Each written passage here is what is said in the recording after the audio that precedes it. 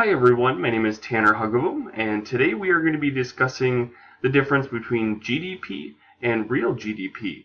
We're going to be using the all-time box office movie receipts as our examples as we're going through this. So as you can see, these are the top 10 movies throughout many years.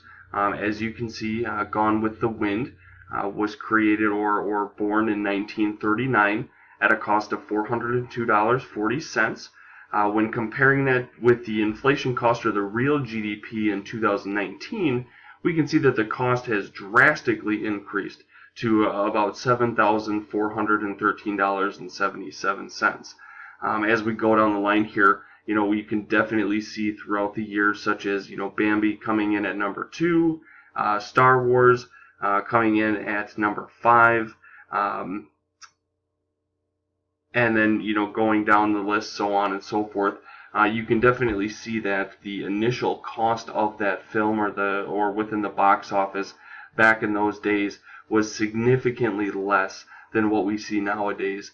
For example, Avatar, currently on the all-time list, Avatar is the greatest box office movie back in 2009 at a cost of $2,788.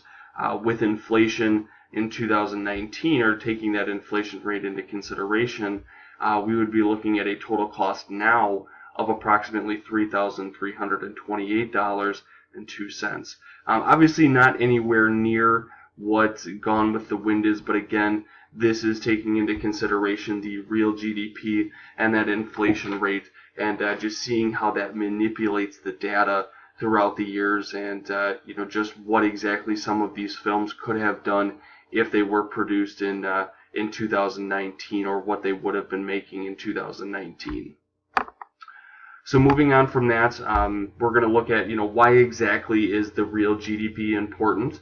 As you can see, real GDP is a measure of a country's total economic output that is adjusted for price changes, as we saw on the graph on the previous slide. In addition, it makes comparing of GDP in different years more meaningful, as it allows comparisons of the actual volume of goods and services without inflation. It also is calculated using a deflator or price index, which is a number that expresses prices in each year relative to a base year, such as, again, looking back at the graph that we were using. And lastly, the real GDP does provide a more accurate figure of economic growth. These are my references that I used to find some of this information. I hope that you guys enjoyed this presentation, and thank you.